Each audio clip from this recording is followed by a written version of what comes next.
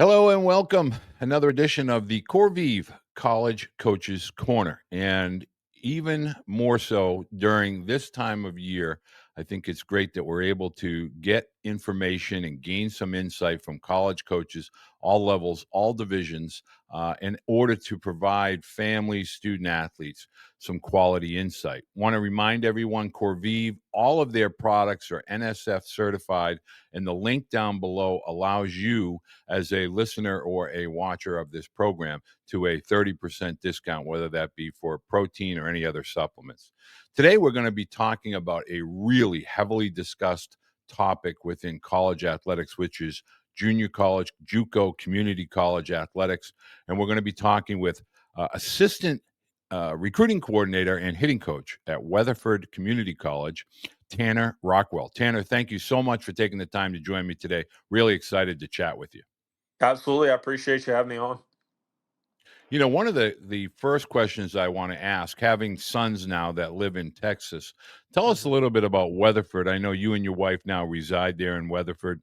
hmm Talk a little bit about what it's like as a community and obviously a campus.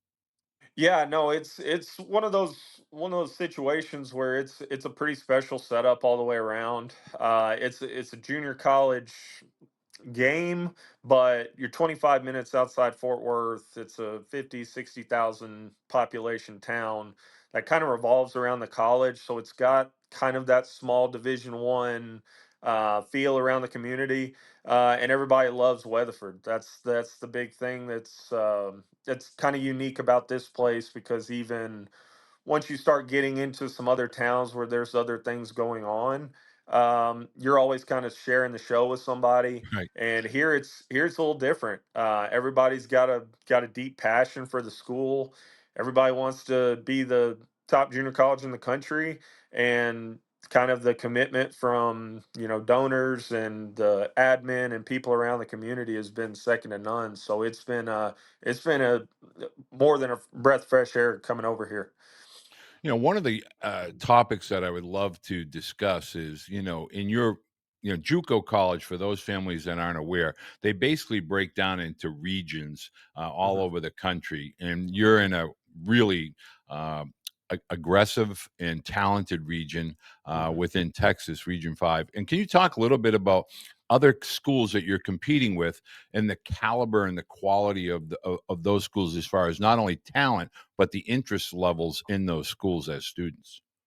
Yeah, I mean it's gotten almost out of hand how competitive Region 5's gotten over the last few years. Every school's kind of put up in their commitment level to just being up there in the sports world and having the newest, brightest, shiniest stuff, to the point where I mean we essentially hardly ever even play on dirt anymore. All the schools are aiming up and getting turf and upgrading their facilities to make it the best conference in the country, and I feel pretty confidently that it is. I've been in this league now 3 years, and last 2 years at McLennan, and it's kind of the same story there too. High level commitment to athletics. We were fortunate enough to go to the World Series the last 2 years with that group too. And here at Weatherford, been ranked number one in the country at some point over the last 3 years. And it's even at the top, middle, bottom, wherever the rankings fall. You wake up on the wrong side of the bed and have a tough day at the yard. I mean, you're going to go 0-2. It just Well, is. That's how it is. talk a little bit now. It used to be way back in the day, the Mhm. JUCO athlete was a little bit more underdeveloped, undersized, and they went there for the physical and mental maturation to Mhm. occur. But now, you've had athletes that were committed to Division 1, that were kind of draftable athletes that at Yeah. the last minute kind of switched and kind of sought out the JUCO. Yeah. From going from a Texas Tech or Texas A&M and ending Mhm. up at Weatherford. Talk a little bit about the talent level that's coming into JUCO baseball, specifically at Weatherford. Yeah, I mean it's hard to explain to people, and I know it's a confusing time with recruiting, not just junior college, but the Division 1 ranks, the Power 5 ranks, where it's been a trickle down effect to where it's gotten to the junior college level too. But once you're at one of these premier programs, it's getting tougher and tougher to get a foot in the door for these guys. I was talking with some guys a few weeks ago about just trying to explain kind of the pool of players that we're after, and trying to make it as black and white, as clear as possible. I mean, we're, fighting for the same guys as all these Big 12 SEC schools at a high school. It's just a little different sell. Like you mentioned, the development side's huge because no matter what facilities, what, gadgets you have at, some of these top programs, playing's always going to trump anything as far as the development. The amount of reps we get in the fall with being able to play 14 dates, then you're playing 56 games before postseason in the spring. You look up in 2 years, and some of these guys have completely turned, their whole careers around. But from the physical side too, it's gotten so much better over the years that it's hard to explain. I mean, we were talking about it just before we came on here live, and I mean, you're maxing out in the weight room, and which we were doing box squats and a true box squats, a little underneath parallel, and you're talking about a team averaging almost 500 pounds per player, which is unheard of. At most places, I couldn't pick 500 pounds off the bar when I was a player, and had a decent amount of success. And the velocity's a lot different now too. When I was at Arkansas Little Rock, we were in the Sun Belt, and we had one of the better pitching staffs in the league my first year there, and the amount of velocity here trumps it.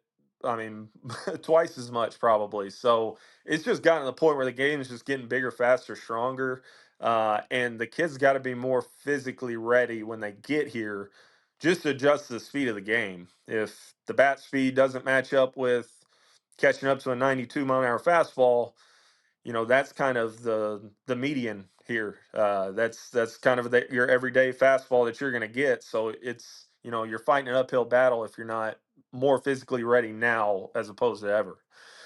Now, as a former player at the Hmm. Division One level, Sun Belt, tremendous Hmm. conference.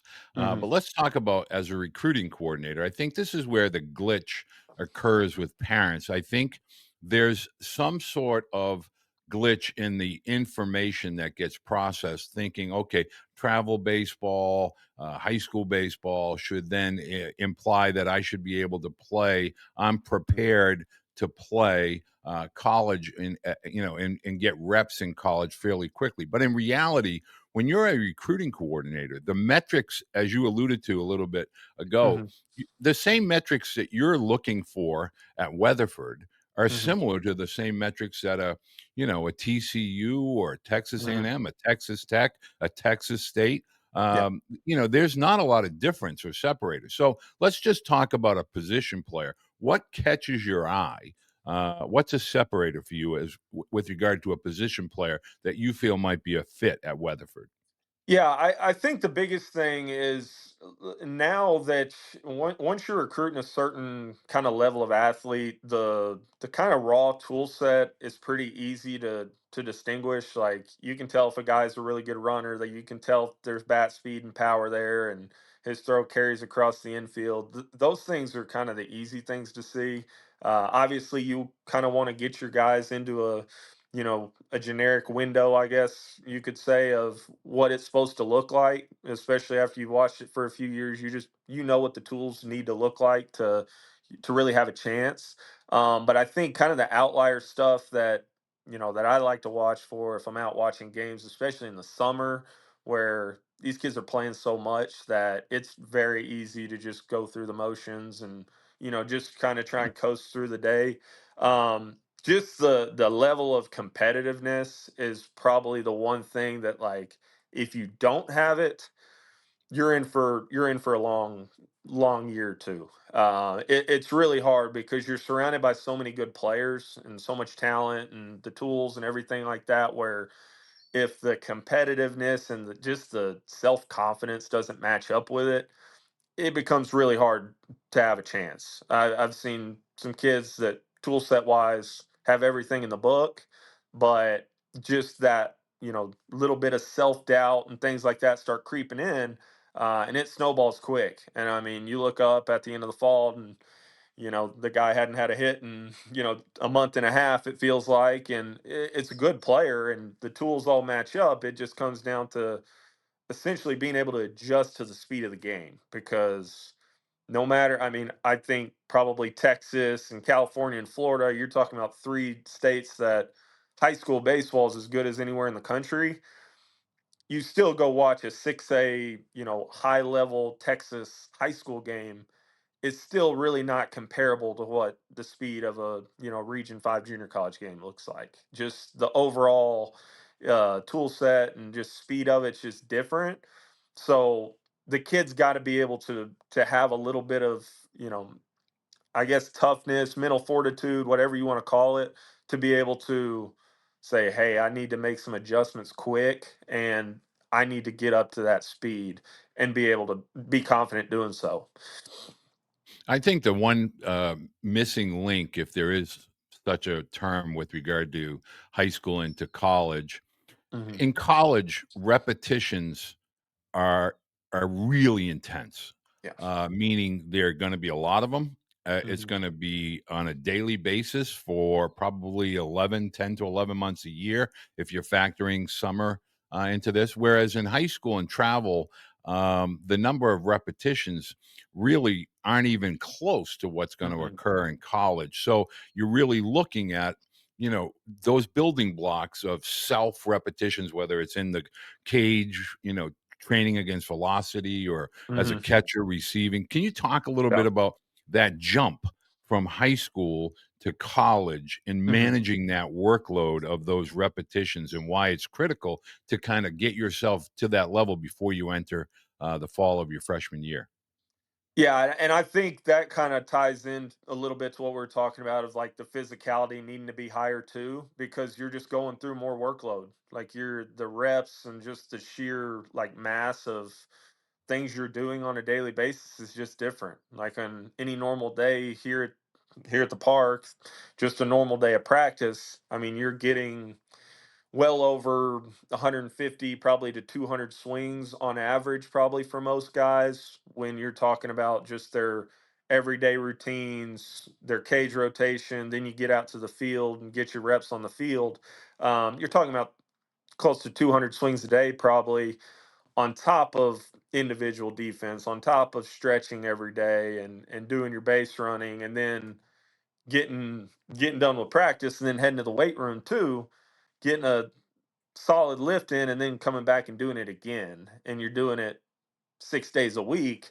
In the weight room in the fall, probably 4 of those days. Um, it wears and tears on you. So the guys that aren't, acclimated to the weight room and physically up to that point, there's a learning curve, and it's a little bit of a struggle for those guys, because they can hardly get themselves out of bed in the morning, they're so sore, and then they got to try to come to the yard and hit a 94-mile-an-hour heater, with a guy that with a breaking ball in his back pocket too. So it's tough for those guys. So I think once they get acclimated to the workload, it becomes easier to kind of get used to the amount of reps and things like that, and then that's when you really start seeing like the development go on with them. A lot of parents are, amazed at the, they call it migration, the influx of the amount of athletes going or seeking to attend a junior college, a community college. But Hmm. really, your role as a coach is obviously to help your athletes once they are part of the Weatherford program to Yeah. move forward into 4 year schools, hopefully, Yeah. and talk a little bit about that process, your interactions with NCAA, NAIA schools, Yeah. and then most importantly, talk about the dynamic of the summer and why Hmm. that's valuable for JUCO players to get out into those summer leagues across the country. Yeah, it's a whole different beast than all the other levels, because I talk about this all the time to people, but people got to realize half the battle is, once these guys get there, getting them to their next stop, and getting Right. them to the stop where they want to be. I mean, that's the biggest thing. It's not as easy as, I mean, we can pick up the phone and call a bunch of schools who will blindly take our word and take a guy, but ultimately, coming to a Weatherford, you're coming here to play Division 1 baseball. That's the Right. bottom line. And most of the guys, it's not just Division 1 baseball now; it's Power 5 baseball or SEC Right. baseball. So in order to do that, they have to develop to the point where when I pick up the phone and call somebody, I have to tell them the honest truth about them too, and they have to be good enough to play there, or they know that those calls aren't going to happen because we're not gonna oversell guys just because honestly we don't have to. We know guys are going to come in and want our players to where we're not going to put all of our reputation on line as a guy who oversells and he shows up to campus and doesn't have a chance. That looks bad on all of us too. But while also trying to balance, we're trying to bring in the next group of guys too. So you're recruiting for next year. You're also getting these guys placed for their next school when they leave here. And then you're having to be in the loop on every kid who falls through the cracks and all these Power 5 schools that, need to come play junior college for a semester or two to get back to where they want to go. So it's kind of a round the clock thing as far as that goes. And then as far as the summer ball stuff goes too, it's just another avenue to get guys more game experience. Like I said earlier, no matter what labs and pitching labs and hitting facilities you have, if you can't apply that stuff into the game, it really doesn't matter. And Right. ultimately, them being able to take what they use on a day-to-day basis in the cages and in these facilities and being able to match it into a game again at live speed against good talented teams, that's really what determines where these guys go, because ultimately the tools and the physicality and just the overall like skill set, most of them are pretty similar in a sense of they're all in kind of a bubble. There's definitely going to be your handful of outlier guys who have these tools that you can't even begin to explain to people that haven't been around this level. um, but for the most part, everybody's pretty talented, pretty athletic to where then it comes down to if I can perform or not. And that's ultimately what Correct. determines if a guy's a low to mid major player or these high major players that have a chance to make some money in the draft and are getting these NIL deals and stuff like that. One of the words that we always seem to hear and we always want to keep regurgitating it in some way, shape, or form, which is development. Hmm. But at the JUCO level, development is over and above physical or a skill set. It's a Hmm. mental.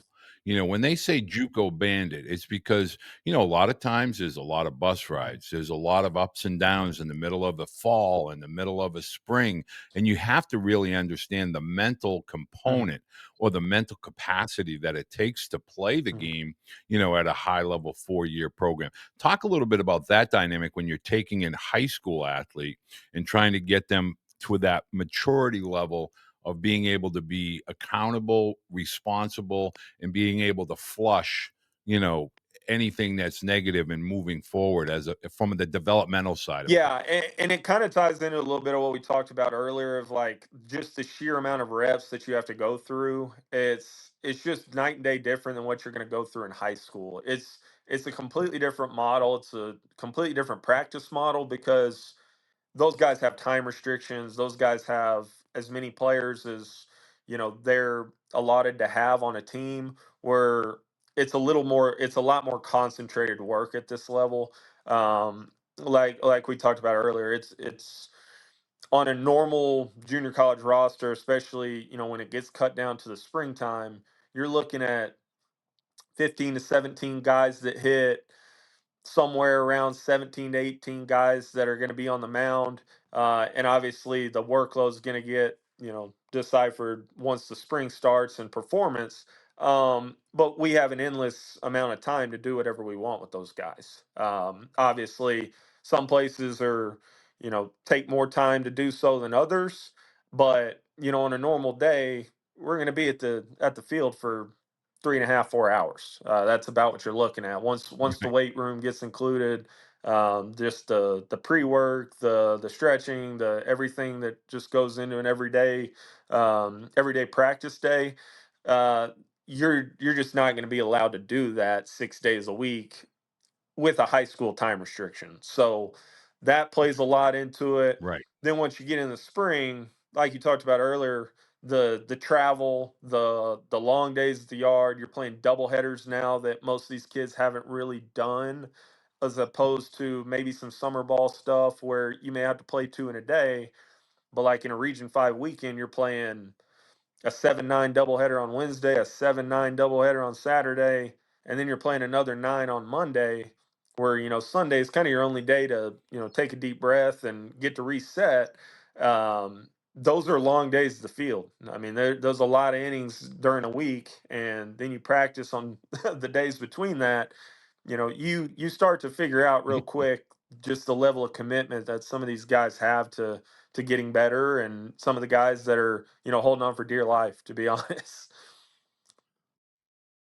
Well, here's a question every parent's Hmm. going to want me to ask, so I'm going to Hmm. fire it out there. At what point are you beginning to identify potential fits from a recruiting perspective? Are you waiting until their senior year? Are you waiting until their Hmm. senior spring? Are you getting aggressive with them as a junior? What is it like as a JUCO, Hmm. especially at your level, with regard to Yeah, recruiting?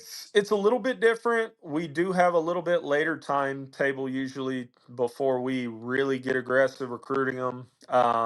It's different for each case. I mean, we have a kid that's, 2027 that's committed now. That's, one of the better shortstops in Texas.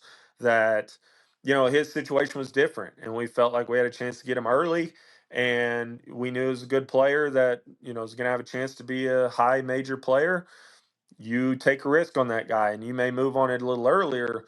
But the other thing that we deal with a lot is these guys that are late bloomers, especially on the mound. You'll have Right. guys pop it all the time in the state of Texas that, they might have been 86, 88 in the summer. You liked it. It was clean. It was a good operation, good breaking ball, and then you look up after Christmas break, and then February, March hits, and he may be 90, 92, and he's kind of put himself in a whole new, tax bracket as far as recruiting goes. And then you got to get super aggressive, super fast on a guy like that because, those pop up arms that happen in Texas, you'll go to watch him, and there'll be another 15 schools there to watch on any given night. So we're all kind of looking for the same thing. Um, but the timetable kind of varies. I think as far as like identifying guys, a lot of times we're trying to at least have a good understanding of what the underclass looks like. So like the 27 class right now, we should have 50 to 60 names that we know are good players that are going to be kind of that upper echelon power 5 to power JUCO type player that when their senior summer hits, that's kind of when we start getting really aggressive with it. That's when it kind of picks up, because honestly, at times there's not enough time in the day for us to recruit the incoming class, helping our guys get exposed and sent out to their schools, and also keep up with the underclass too. That's placing the guys we have here. It just adds a whole different dynamic to just workload, time management, a little bit of everything, to where you simply just run out of time. Like I was talking to somebody about this last week, but I mean, here right now on campus at Weatherford, that'll get placed this year will be potentially 24 guys in the Division 1 baseball, which it's an old Wow. roster, Wow. so there's a little bit outlier. But I think my 2 years in McLennan, we sent 17 and 18 in the 2 years out to Division 1, which was highest in the country.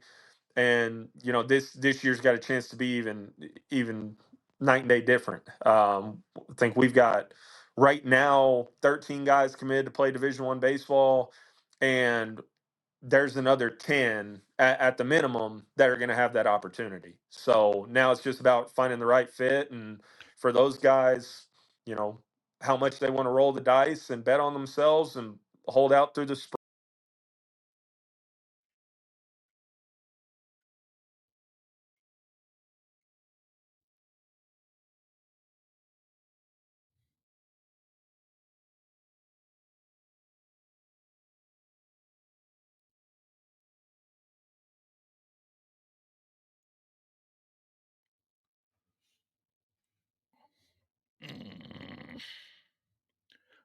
One of the last questions I want to ask you, Tanner, because I know I don't want Mhm. to take up a lot of your time. One of the Mhm. questions I want to ask you is, do you deal with a lot of fallbacks, during the, May, June portal, and then this year during December 1st? Does the portal get active for you, or is that something that tends not to play a large role in your recruiting? I think it depends on the year in the roster. Like last year at this point, we kind of put all our eggs in the basket on, one single guy. We thought we had one place that we could get a little bit better at, and we waited for the perfect fit and kind of went all in on it. This year's kind of the same thing. This year from the fall, it's been, we've got a group that's already older that we kind of know what we're getting out of them. There's not as much risk probably involved with like knowing like what guys are going to perform and what guys aren't, just because they've already kind of been through the fire a little bit. So it's super picky at this time in the middle of the year because there, there's always team chemistry questions with that too of bringing in Right, guys. Like if you want to bring in a guy, he's being brought in to play. It's not right. just to bring him in to get greedy and throw him on the roster and just have him be here just to say you've got another shiny toy. It's addressing a need or something that you think can kind of take you to the next level. This year, I mean, we're bringing in one guy for sure from the SEC as of yesterday, and there may be one or two more guys on the mound possibly that we would possibly entertain. But when you got a roster you really like and the chemistry is really good, it's one of those things we don't dabble in as much. But that's honestly a lot what the fall's for as well, because the crazy thing about us is like we do have chances to make changes and kind of change the look of our roster in the middle of the year, which is unique. So a lot of the fall is us evaluating our own players, like trying to figure out, hey, is this guy going to be able to do it? Is he going to be a middle of the order guy or be able to, hit at the top? Or is this guy going to be able to slug and hit for power and, be able to be that instant offense guy? And if not, you may have to go shopping a little bit to do that. But ultimately, every year is different. Fortunately, usually, if you do what you plan to do in the summer and get the team you like on campus, we don't do a whole lot of it. It's got to be a perfect fit, locker room wise, but on the field too. Well, Tanner, I want to say thank you very much. I mean, I always hear great things when I'm down visiting my grandchildren, my sons down in Texas. I always hear Weatherford, Weatherford, Weatherford. So obviously, you're doing a great job. It's a great community. I really appreciate everything that you were able to share with families tonight. I do want to let parents know Weatherford, as do most JUCOs, they do have camps. They have players from Ohio, they have players from Louisiana and South Carolina. So it's just not all about Texas, but you have to be pretty gosh darn good to play at a school like Weatherford. Tanner, thank you so much, and best of luck this upcoming season and beyond. All proteins are not the same. I encourage you to choose a grass-fed whey protein. The cattle have a cleaner diet, grazing on natural grass, which is going to mean that it's going to have higher branched chain amino acids, also your omegas and your CLAs. I'm telling you, it matters from a recovery standpoint. Choose the best protein and you're going to see the best gains and the best recovery. I'm telling you, athletes, make a wise choice because it matters what you put in your body.